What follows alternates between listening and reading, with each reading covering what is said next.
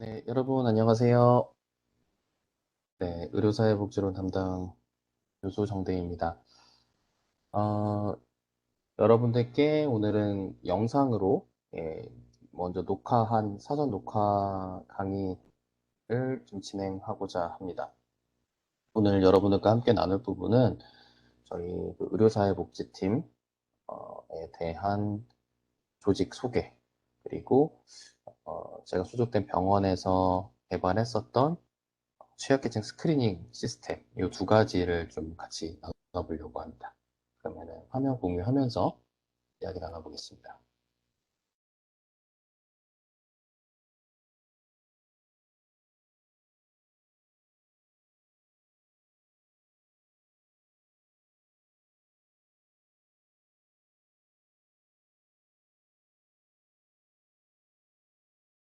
네, 처음으로는 팀 소개인데요. 각 병원마다 팀의 이름들이 다 다릅니다. 제가 소속된 병원 같은 경우에는 의료사회복지팀이라고 되어 있고요. 어떤 병원은 이 의료를 생략하고 사회복지팀이라고 되어 있는 곳도 있고요. 사회,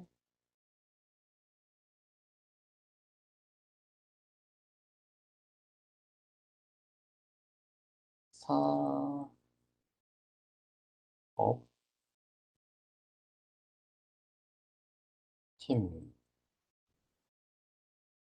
이렇게 사회사업이라는 용어로 되어 있는 부서들도 많이 있습니다. 예전에 사회복지사라는 자격으로 이름이 변환되기 전에 처음이 이제 사회사업사였거든요. 사회복지사가 이제 사회사업사, 또 어, 그 교과목 제목도 의료사회사업론 이런 식으로 되어 있는 부서들 시절이 있었는데, 그게 이제 그대로 지금까지 남아 있는 병원들이 있어요. 그리고 이제 일부 공공의료기관 같은 경우에는 뭐 공공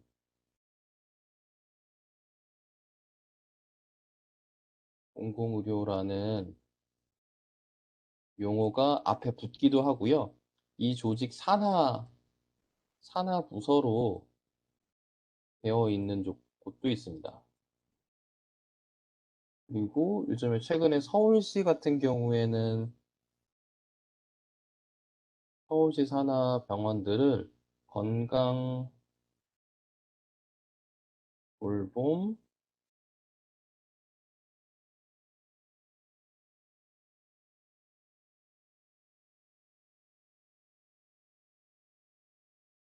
네트워크,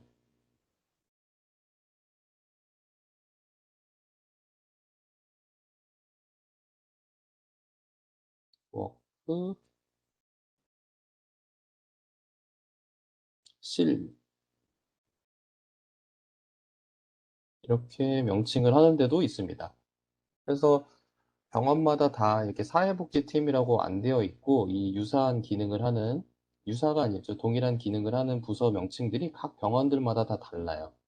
요거를 하나 좀 말씀을 좀 드리고요. 팀 대신에 사회사업실이라고 쓰는 경우도 있습니다. 저희 병원 같은 경우에도 예전에는 의료사회사업실이었는데, 팀으로 바뀐 지가 한참 됐는데도 아직까지도 이 관행적으로 저희 팀에 이제 컨설트를 내거나 그러실 때 의료사회 사업실 상담 부탁드립니다, 이렇게 내시는 경우들이 상당히 많아요. 그래서 한번 뭐가 정해지면은 사람들 인식 속에서 변화되는 게 참 어렵구나라는 거를 때로 느끼게 됩니다. 그래서 이제 부서에 대한 내용들은 이 구조들은 이렇게 되어 있다고 좀 말씀드릴 수 있을 것 같고요. 제가 소속된 기관을 좀 설명드리면, 이제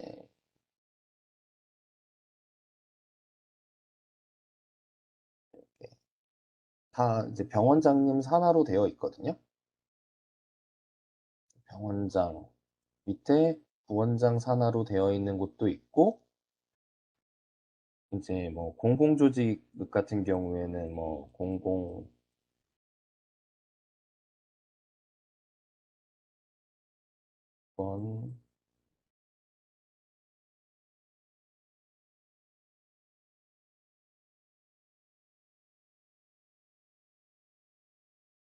요 사업단 뭐 이런 단장 밑에 되어 있는 곳도 있습니다. 지금 저희 병원은 공공진료센터라는 조직을 새로 만들어 가지고 저희 팀이 이제 사업단과 여기를 많이 오갔었어요.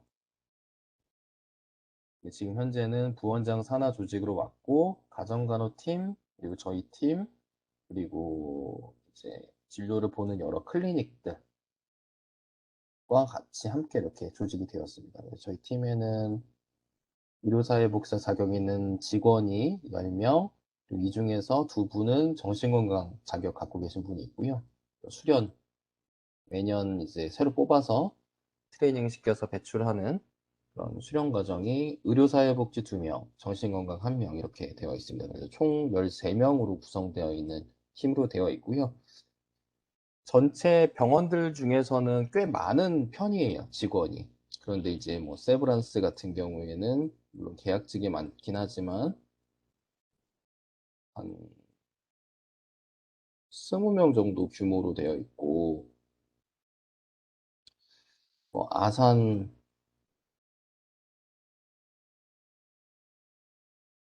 삼성 이런 데도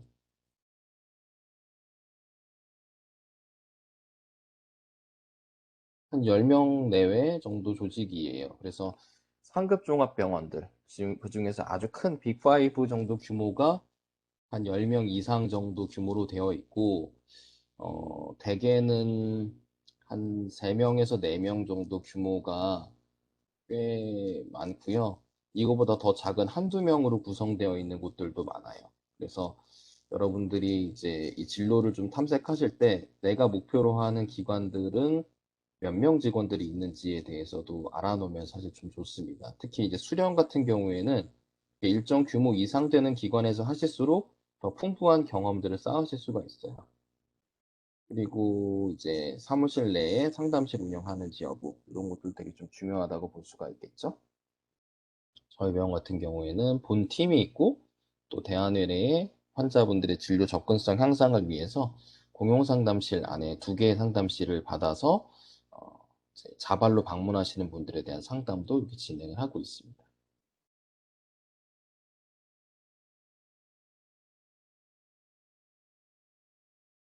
이제 팀의 역사를 보시면 교과서상에 보면은 1950년대부터 이렇게 역사가 나와 있는 곳이 있어요. 이제 여러분들은 참 이렇게 느끼실 수 없겠지만 저도 뭐 마찬가지지만 예전에 우리나라가 이제 6.25 이후 다시 이제 재건하는 그런 과정에서 해외 원조를 많이 받았던 시절들이 있었거든요. 거기 저희 병원 역사를 보면은 그 흔적들이 나와 있습니다. 1958년에서 1965년까지 저희는 서울대학교 병원이니까 서울대의 이 교수님하고 또 연결이 있었어요.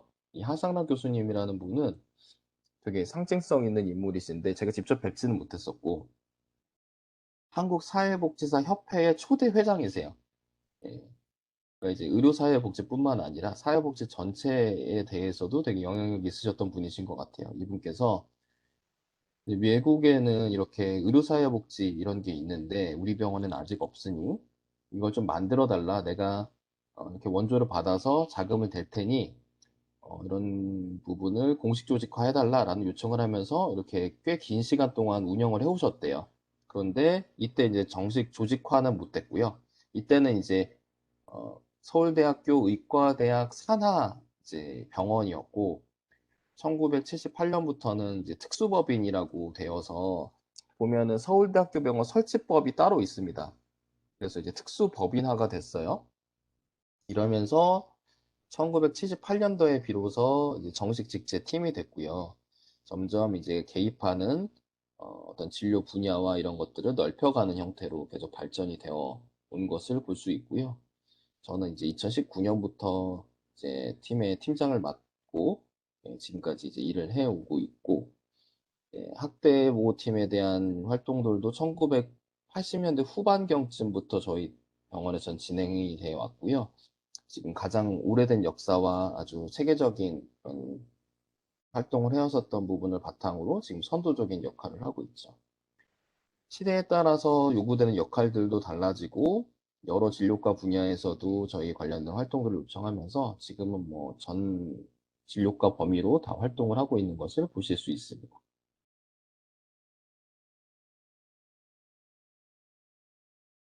요거는 이제 자주 보셨죠?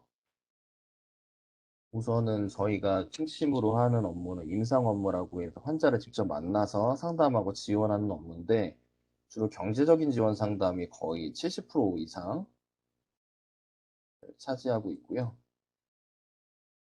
그다음에 이제 나머지에 대한 욕구들도 경제적 지원 상담으로 의뢰가 왔다고 하더라도 파악하는 과정에서 추가로 파악되면은 같이 다루고 있습니다. 개별 상담하는 것과 또 이 상담하는 것을 단순 EMR상에 회신하는 것뿐만 아니라 직접 팀 미팅에 가서 브리핑하는 그런 팀 협진하는 과들도 있죠. 네, 말씀드렸던 정신과도 그렇고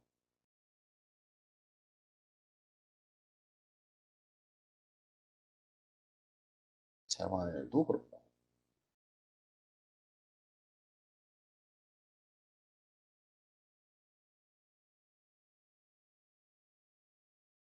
호스피스도 이제 이쪽 관련된 분야라고 볼 수가 있을 것 같아요. 그리고 각 병원마다 사정이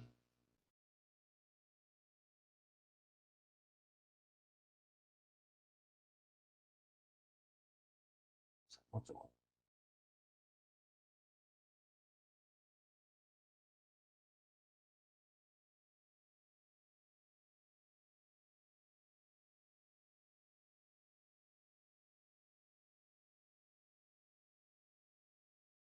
호스, 호스피스도 이제 관련된 분야라고 볼 수가 있겠고, 정신과 같은 경우나 뭐 안병원이나 이런 집단 프로그램 같은 것도 운영하는 경우들이 있어요. 그리고 이 부분을 잘 해내기 위해서 봉사자 운영관리, 또 교육활동, 그다음에 국공립병원 같은 경우에 공공보건의료 활동으로 여러 가지 취약계층을 스크리닝하거나 발굴하는 그런 체계를 만들기도 하고, 민간병원에서는 사회공헌 활동이라고 해서 하기도 하고, 여러 가지 이런 활동들 하고 있는 것을 보실 수 있습니다. 일단은 우리가 환자와 가족에 대한 이해를 좀 해야 되는데, 이렇게 만나는 환자들이 의료적인 문제는 기본적으로 가지고 계시죠. 병원이다 보니까. 그런데 그 외에 경제적인 문제, 사회적인 문제, 심리적인 문제로 치료하는 과정에 방해를 받게 되는 경우들을 저희가 만나게 됩니다. 예. 이런 요소들에 대한 부분들을 파악해서 이 문제를 해결할 수 있는 자원들을 연결해서 이 의료적인 문제를 해결해 나가는데 방해되지 않도록 여기에 집중할 수 있도록 자원을 구축하는 것. 이게 이제 저희가 하는 역할이라고 보실 수 있고, 전에도 말씀드렸지만 병원 내에서 이제 의료사회복지 부서가 아니면 사실 이런 부분들에 대해서 집중해서 해결할 수 있는 부서가 별로 없는 상황이죠.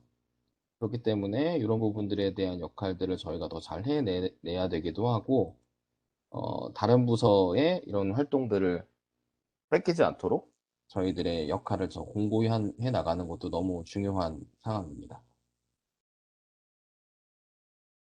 이제 상담하는 프로세스를 보시면은 일단 의뢰가 오는 것부터 상담하고 대입, 서비스 제공, 종결까지 이렇게 진행이 되는데 병실로 직접 가서 상담하는 경우도 있고요.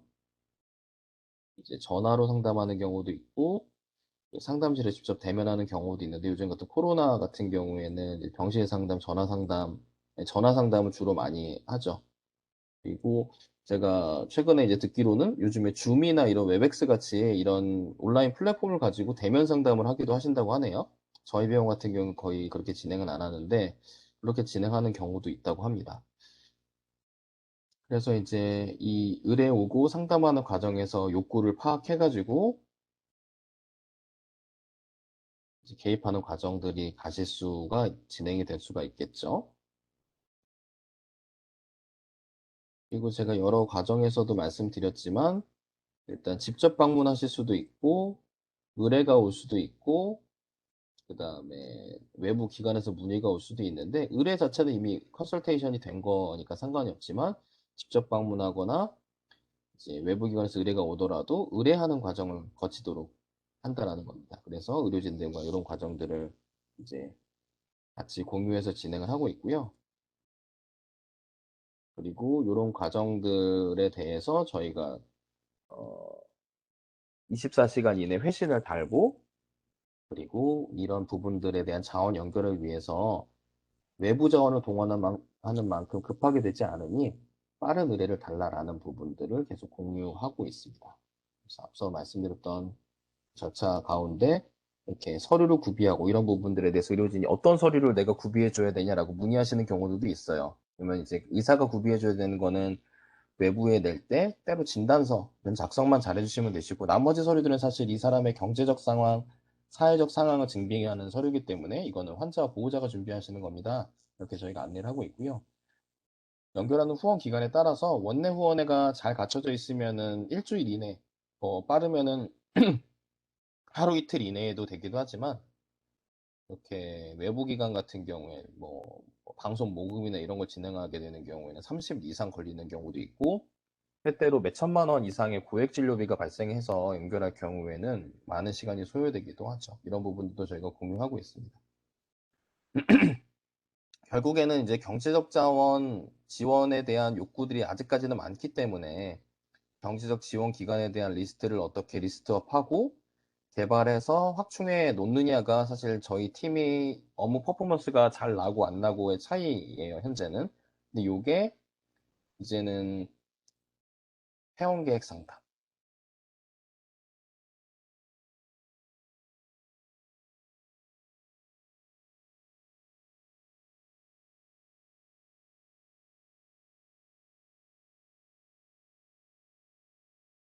으로 갈수록 지역사회 자원에 대한 리스트업이 이 정도 수준으로 이제 돼야지 원활해질 수가 있겠죠. 그래서 저희 병원 같은 경우에는 사실 다른 병원에 비해서 자원들이 잘 갖춰져 있는 경우라고 볼 수 있는데, 원내 후원에도 두 곳이나 있고 외부 기관에 대해서도 여러 곳들을 리스트업 해놓고 있는데, 특히 민간단체 같은 경우에도 저희 병원에 이제 지정 기탁을 요청해서 여러분들이 지금 프로포절 쓰시는 거 있잖아요.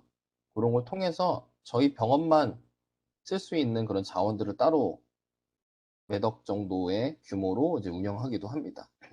정부 지원 같은 경우에는 어느 병원이나 관계없이 다 이용하실 수 있고, 원내 후원회와 민간 후원 단체 같은 경우에는 약간 사정들이 다를 수 있고요. 민간 후원 단체 같은 경우에도 정부 지원처럼 여러 기관에 다 열려 있는 곳도 있지만, 협약을 통해서 제한적으로 운영하는 곳도 있고, 이렇게 지정 기탁을 통해서 그 병원에만 요청하는 경우도 있습니다. 그리고 경제적 지원에 대한 부분에 대해서도 이제 입원 진료비에 대해서는 사실 기본적으로 진행이 되고요. 외래비에 대한 지원 자원이 지원 자원이 있느냐, 부장구, 의료기기, 영양 보충 시기 이런 부분까지도 지원할 수 있느냐가 어떤 지원에 대한 역량 차이라고 볼 수가 있죠. 제가 소속된 병원에서는 이제 나머지 이런 부분에 대해서도 지원을 다른 병원에 비해서는 좀 원활히 할 수 있는 게 원내 후원의 힘이긴 하거든요. 원내 후원의 힘인데, 요거를 이제 지원 자원들을 다 갖춰주셨기 때문에 특히 소아 중심으로 이런 게 잘 갖춰져 있어요. 성인 같은 경우에 저희 병원도 잘 이런 부분 지원하기 좀 쉽지 않은데, 어린이병원 후원회 같은 경우에 이런 자원들에 대한 부분들이 되게 보장성 넓게 구축해 주시고 계시고, 그래서 저희가 더 지원 활동을 잘 할 수 있습니다. 물론 이런 과정들을 넓혀가는데 의료사회복지팀이 아이디어를 제공하기는 했죠. 그래서 이런 후원 기관들과 소통을 잘 하면서 현장에서 이런 게 필요합니다라는 거를 잘 알려드리고, 이런 걸 확장해 나갈 수 있는 근거를 마련해 드리는 이런 소통을 잘하는 것도 되게 중요한 부분이라고 볼 수 있을 것 같습니다. 그래서 병원 안에 어떤 조직에 대해서는 제가 이 정도까지 어, 말씀을 좀 드리고요. 추후에 이제 보시고 나서 추가 질문 있으시면은 메일이나 아니면 수업 시간에 질문해 주시면 되실 것 같습니다. 그리고 이어서 제가 말씀드렸던 대로 저희 병원에서 개발한 취약계층 스크리닝 시스템을 이어서 좀 보도록 할게요.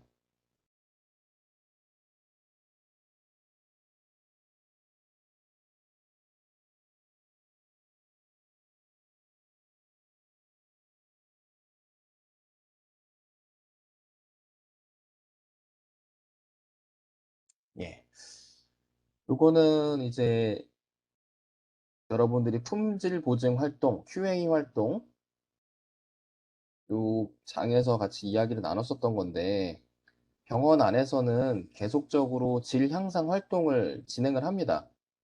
더 하던 일들 가운데서도 잘 못했던 부분들을 더 발전시키고 잘 하기 위해서 이런 활동들을 하는데, 저희 병원의 의료사회복지팀에서 2020년도에 이렇게 주제를 잡아서 진행했었던 거예요. 그래서 내부 어떤 경진대회에 10위권 안에 저희가 들어가지고 이제 발표를 했었고, 이제 동상을 수상하기도 했습니다. 동상을 수상했었던 거고요. 이거 말고도 학습 조직이라고 해서 전산에 이제 프로그램을 이런 온라인 강의 자료를 만들 수 있는 플랫폼이 있는데, 그걸 배워서 저희가 업로드했었고 거기서는 금상을 받은 적도 있었습니다.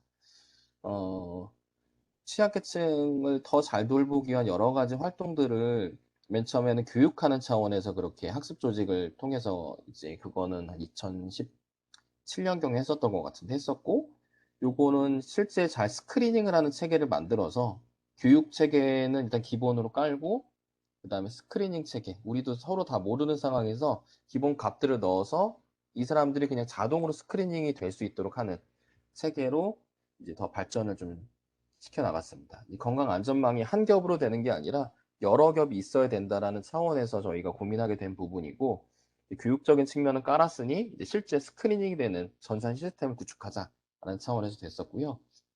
이제 카피추라고 되게 몇 년도죠? 2019년에서부터 2020년 초까지 되게 인기가 많았던 그 캐릭터가 있었어요. 유병재랑 같이 이렇게 하는. 이분이 이제 표절제로 뭐 이렇게 했었거든요. 그래서 제가 이 캐릭터를 되게 좋아했어가지고 여기서 따와서 사각지대 제로, 의료, 복지, 통합 돌봄, 취약계층 스크리닝 체계 구축 활동이라고 이제 이름을 지어가지고 진행을 했고요. 그래서 이제 이 카피추가 욕심 없는 남자라고 자기를 막 소개했었었는데, 그래서 저희도 욕심 없는 팀이라고 이름을 지어서 했었고, 저는 이제 팀의 팀장이자 프로젝트 팀장으로 이 활동을 이제 기획해서 팀원들과 같이 추진을 했었습니다. 여기 보시면 그래서 카피추 선생님이 나오시죠? 이분이 이제 제가 처음 시작할 때 이걸 잘 알리기 위해서 되게 야심차게 시작했는데, 이분이 점점 활동이 뜸해지더니 이제 이 발표할 때는 연말이었는데 되게 좀 이 사람이 누군지도 잘 모르시더라고요. 의료진들께서. 그런데 저희 팀의 활동은 처음에는 시작은 미미했으나 나중에는 좋은 성과를 이제 만들었다, 이렇게 말씀 좀 드리면서 시작을 했었고, 제가 이 복장을 진짜 실제로 사서 입고 발표를 했었습니다. 그래서 이제 의료사회복지팀은 귀연 별로 상관없으신 인물이지만 이렇게 손바닥 뻗고 있는 연예인 모습을 캡처하는 과정에서 귀연을 땄고요. 그래서 이제 병원에서 휴먼 터치, 따뜻함을 담당하고 있는데, 치료 과정에서 이제 어려움을 겪는 환자들에게 상담의 복지 서비스를 제공하는 부서다. 잘 모르는 분들을 위해서 이제 한번 소개를 하면서 시작을 했었고요.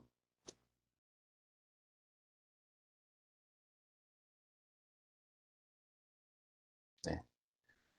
이거는 이제 노래를 따왔는데 다 잘 아시죠? 예, 그 노래 제목이 갑자기 생각이 안 나는데, 김현우라는 분이 이제 부르신 거예요.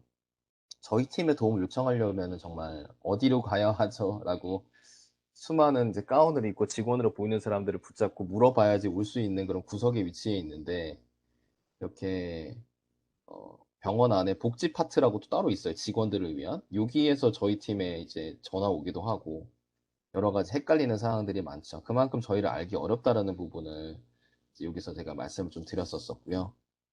그래서 병원의 상황 한 장으로 요약하자면, 제가 전에 한번 보여드렸던 영상일 것 같기도 한데, 의사 선생님도 짧은 시간 안에 진료하면서 내가 만나는 사람이 취약계층인지 알기 좀 어렵고, 환자는 복잡한 상황 속에서 어디에도 도움 요청해야 할지 모르고 저희는 소수의 인원만 일하는 상황에서 취약계층이 왔다 갔는지 알 수 없는 구조라고 말씀을 드렸죠. 그래서 각각의 차원에서 노력을 좀 많이 해야 되긴 할 텐데 한계가 좀 있었죠. 그래서 저는 이제 스티브 잡스를 좀 불러왔습니다. 스티브 잡스처럼 고객이 직접 요청하는 부분에 대해서만 반응하면은 안 되고 우리가 직접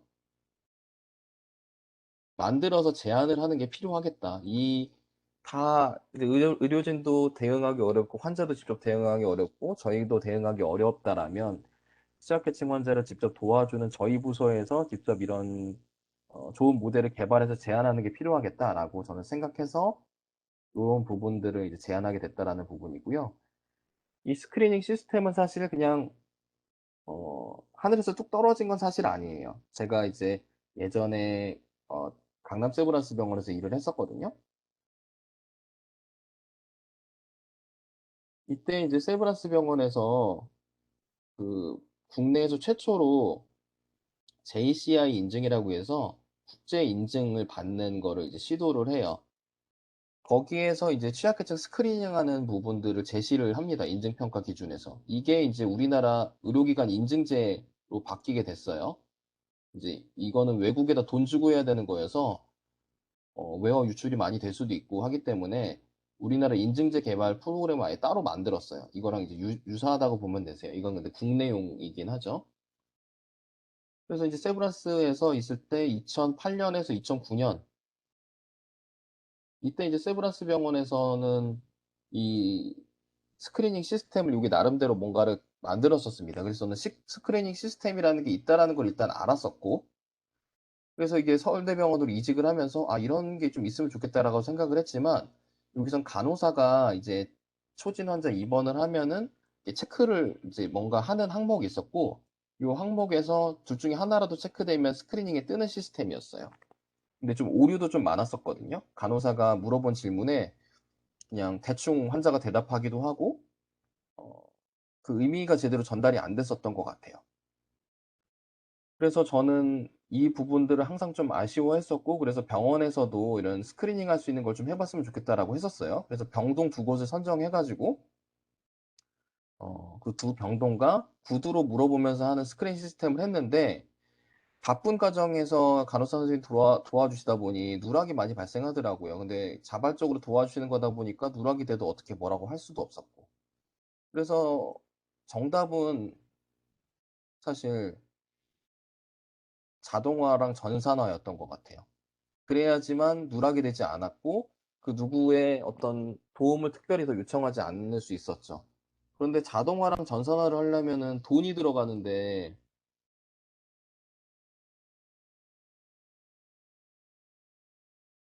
사실 저희는 그만큼 돈은 없었습니다.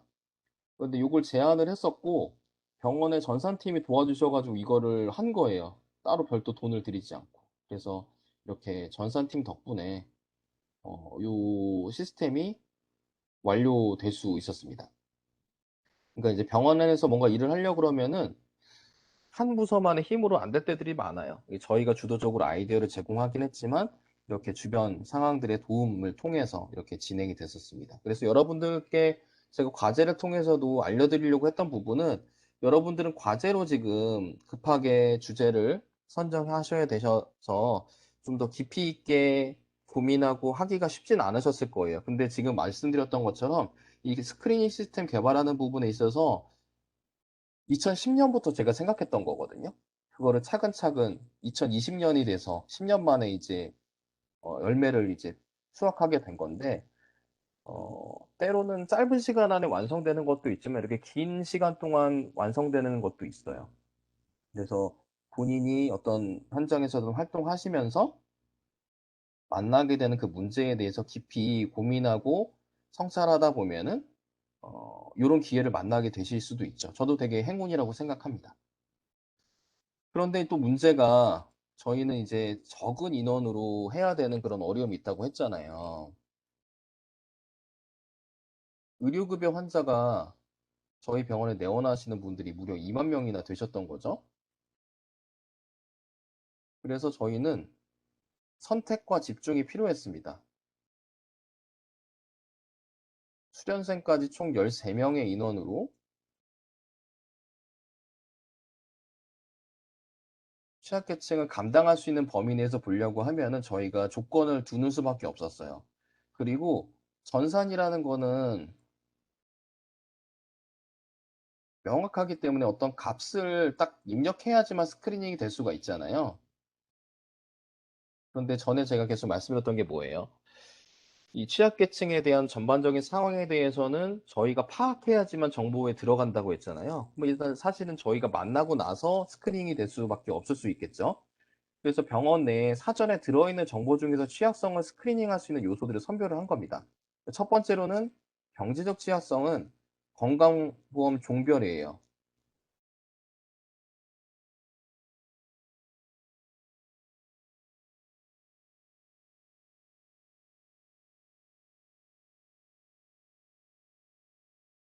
종류.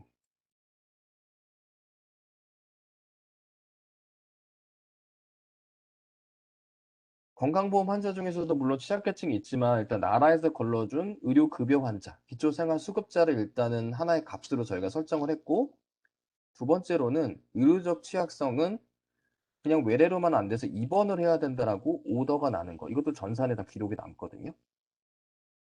그리고 나이는 나이에 대한 부분도 다 기록에 남는데 일단은 65세 이상의 노인 대상.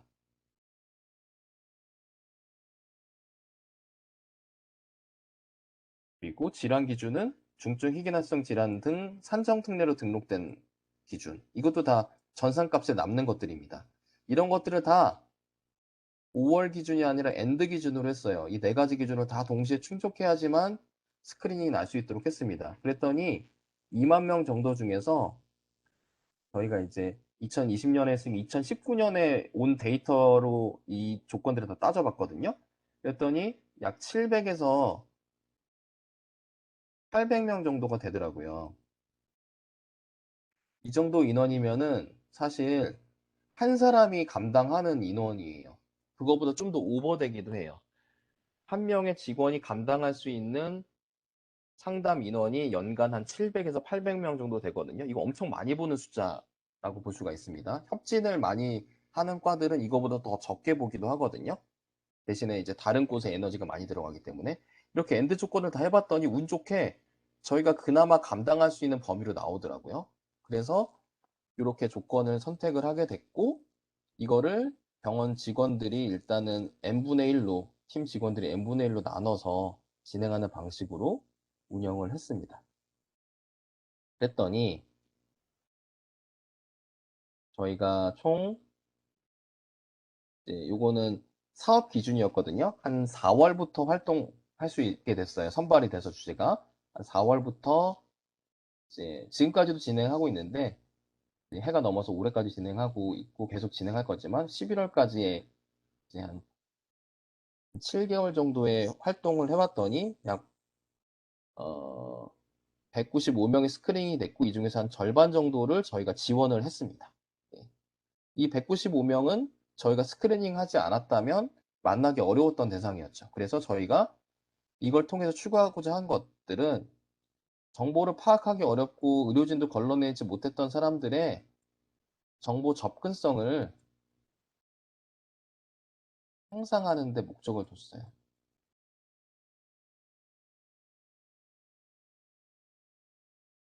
결과는 성공이었다고 봅니다. 그래서 전 시스템 구축했고요.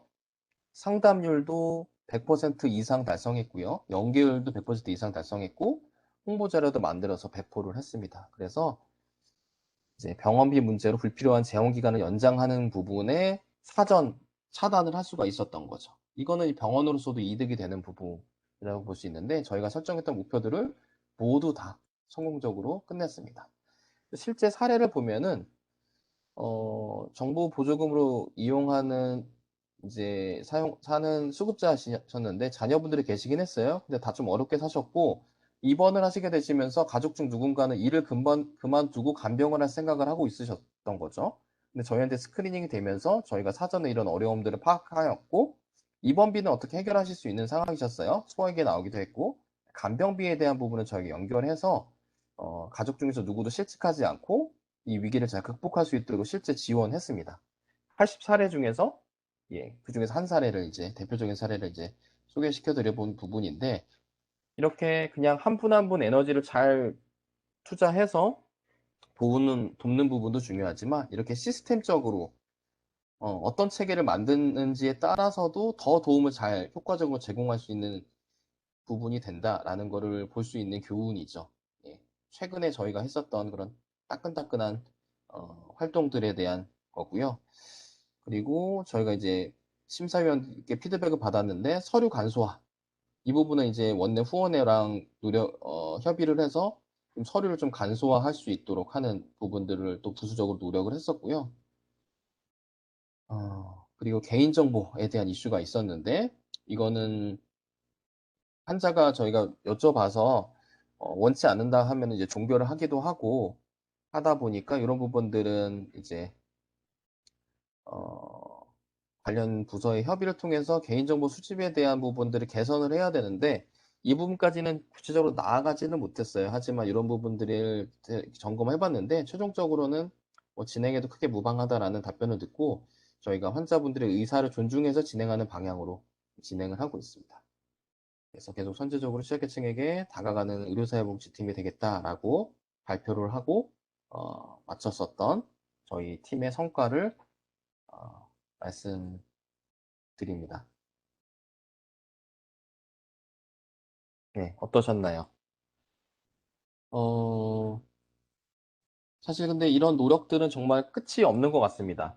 네, 이제 계속 발굴해 나가기 나름이고, 이런 사회적인 문제들은 제가 수업 시간에서 말씀드렸던 것처럼 한 곳에 머물러 있는 게 아니라, 때로는 몇 년 기간 동안에는 비슷한 도움만 포커싱해서 할 수도 있지만, 시간이 지나면 지날수록 변화는 분명히 일어나거든요. 그거에 맞춰서 대응하는 그런 노력들이, 저도 제가 정년으로 은퇴하기 전까지 계속 시도를 아마 해야 되지 않을까 싶어요. 그 중에서 최근에 이렇게 좀 따끈따끈하게 성공했었던 사례가 있어서 여러분들께 소개를 시켜드리고요. 여러분들께서도 한번 보시고, 한번 여러분들이 내셨던 과제랑 한번 대비해서 이런 부분들을 고려하면 좋겠다라는 아이디어를 얻으실 수 있으시면 좋겠습니다. 일단 제가 준비한 부분 오늘 여기까지고요. 요거 한번 보시고 또 수업 시간에서 질문은 따로 받도록 하겠습니다. 예, 잘 들어주셔서 감사드리고요. 또 실시간 강의를 통해서 또 찾아뵙도록 하겠습니다. 예, 감사합니다. 안녕히 계세요.